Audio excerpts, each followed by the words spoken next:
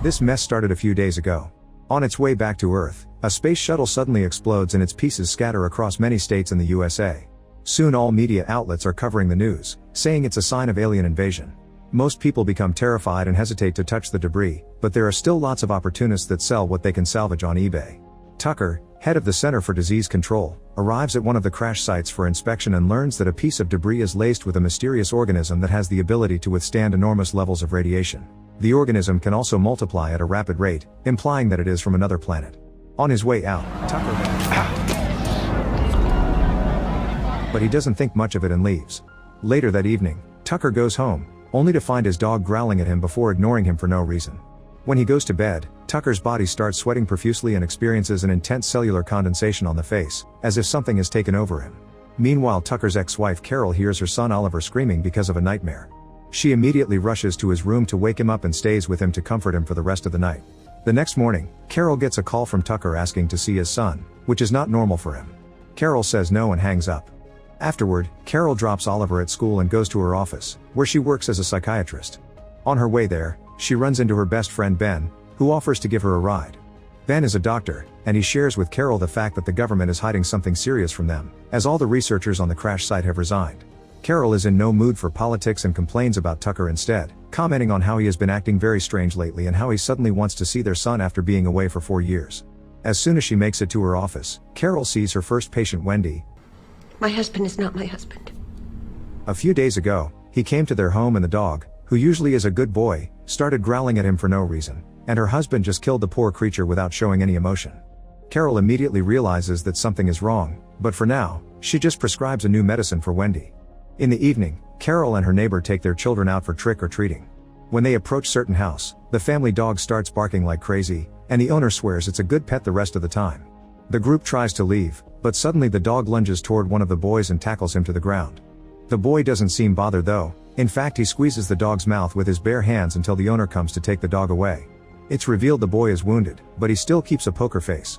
Afterward, the group goes to Carol's home, and while the boys share the candy, the neighbor shares that her son has been acting very strange the last few days, almost as if he has lost his emotions. Suddenly, Oliver starts screaming from another room, and when Carol rushes to him, she finds a strange piece of flesh coming out of his hand that he got from the candy. The next morning, Carol sees a terrified woman running through the streets but ignores her. She takes the strange flesh to Ben, who shares it with his scientist friend Steven. He promises to take a look, but the testing will take a while. Meanwhile, a mysterious virus has started to spread through the country, causing lots of death every day, but nobody knows the cause. Soon an emergency meeting is held in the capital, and Tucker explains that the new virus is spreading at an unprecedented rate, so if they don't do anything about it, the country will go into recession. When some researchers ask about a possible solution, Tucker says that the only way to stop the spread is by conducting an inoculation program. Meanwhile, many infected waiters throw up right into the tea that they are going to serve to the guests. After leaving the hospital, Carol notices a homeless guy having a seizure on the streets, but unlike the terrified woman, he's being helped. When she makes it to her office, Carol is shocked to find Wendy's husband there, and he refuses to leave until he sees his wife. He also never shows any emotion as he speaks. Carol calls Wendy to warn her and saves her from entering the building, so Wendy takes a taxi to stay with her sister instead. Later that night, Carol reluctantly decides to let Oliver spend time with Tucker since it's his right as the father. On their way to Tucker's house, a terrified woman suddenly appears in the middle of the road. Luckily, Carol hits the brakes just in time. The woman desperately asks for help. More people! Before she can add more details, a car suddenly runs her over.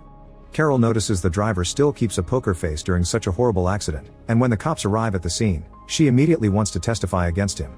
However, the head cop simply tells her to go home because they have this covered, which Carol finds weird. Moments later, Carol drops Oliver at Tucker's place, noticing her ex doesn't show much emotion on his face before she leaves. Afterward, she meets Ben to attend a very fancy party, where they have a very philosophical conversation with diplomat Belisk, his wife Ludmilla, and Dr. Yorish.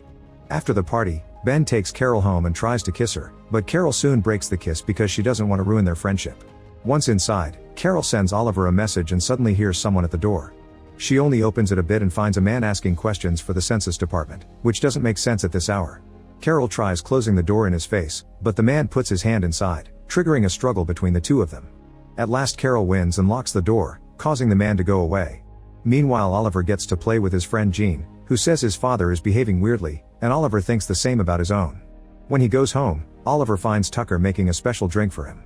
The next morning, Carol notices lots of people on the streets have blank stares on their faces, almost as if their soul has been taken away.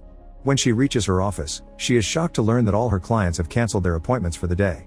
Carol tries to call Wendy, but her husband picks up, saying that everything is fine.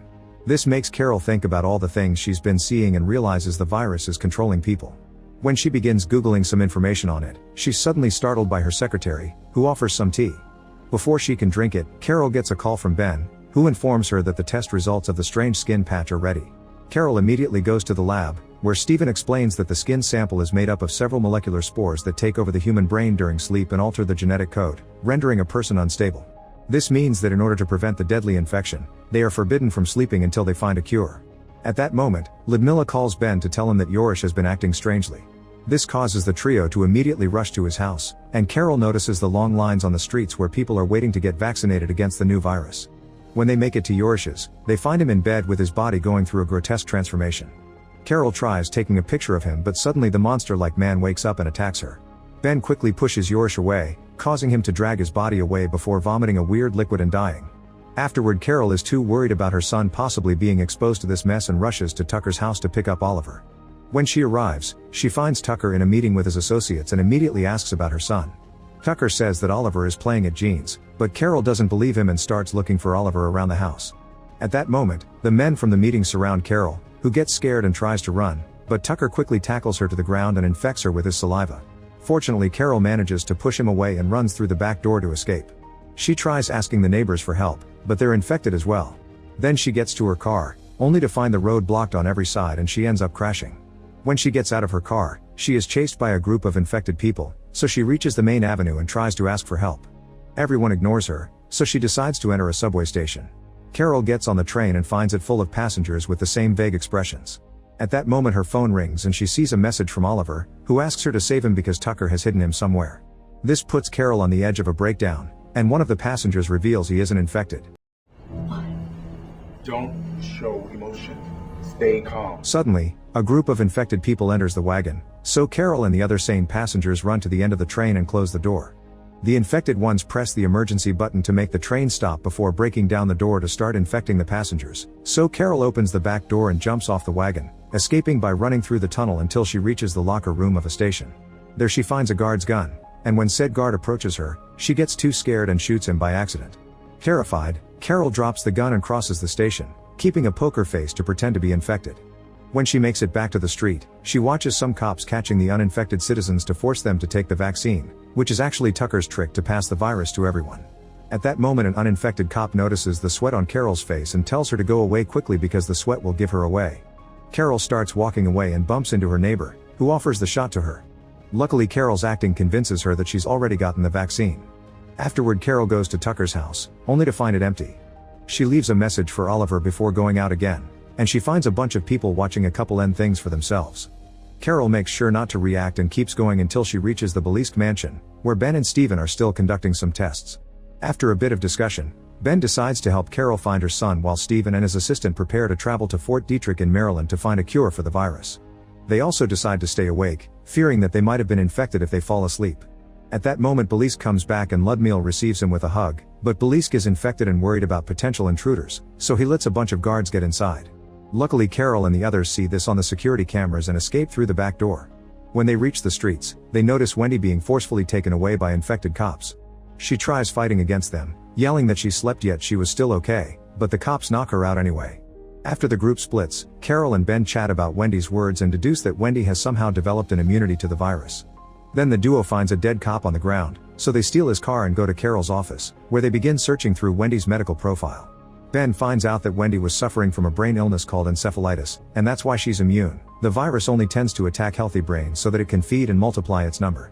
Ben calls Stephen at the lab to give him this new information while Carol gets another text from Oliver mentioning that he's being held at his grandmother's home in Baltimore. Carol confesses to Ben that she has already been infected with the virus, but Ben promises that everything will be alright. Afterward, Ben drives like a maniac to the city, crossing blocked roads until he has no choice but to let Carol go so the police will chase him instead. Carol continues on foot, and when a cop stops her, she presents her ID with a poker face and is allowed to leave. Carol reaches the station and boards the train to Baltimore, where she hides in the bathroom. The lack of sleep is starting to take its toll on her and she wakes up just in time, and after washing away a piece of that strange flesh, She opens the door to find Gene, who explains he lost his family and now he's part of hers. He keeps asking her to sleep, and Carol pretends she'll do exactly that, but in private.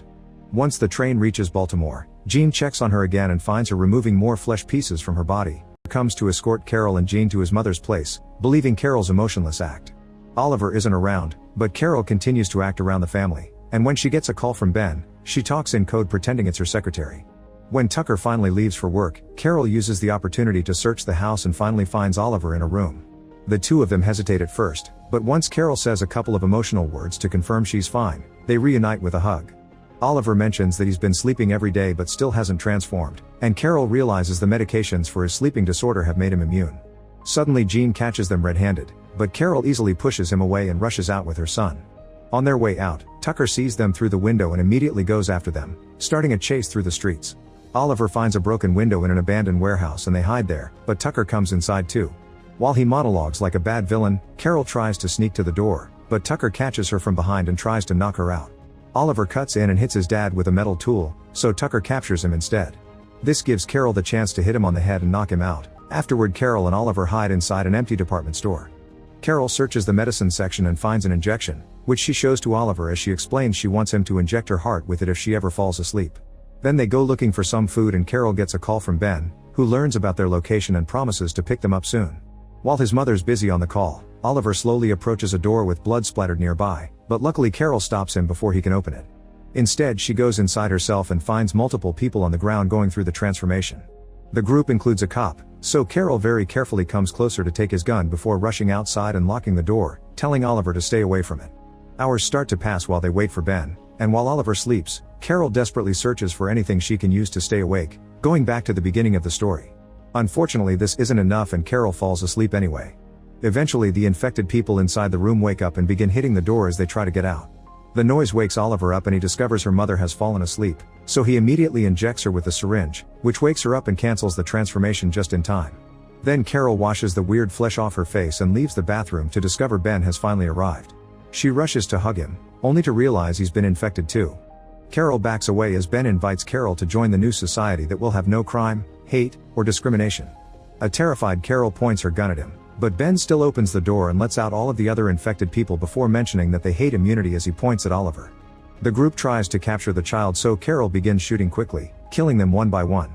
However, she can't bring herself to kill Ben, so she just shoots him in the leg and runs away with Oliver. Outside, they take Ben's car to escape. While Carol drives like crazy, she gets a call from Steven, who gives her an address where a helicopter will be waiting for them. When she reaches the main street, she finds herself surrounded by cars and she crashes, causing her to lose consciousness. Lots of infected people now surround the car and Oliver locks the doors before shaking Carol until she wakes up. A man manages to break a window, but before he can infect them, Carol speeds up and pushes the people away to escape. There are still a few crazy ones hanging on the roof of the car, so Carol drives like a maniac and hits things on purpose to make them fall.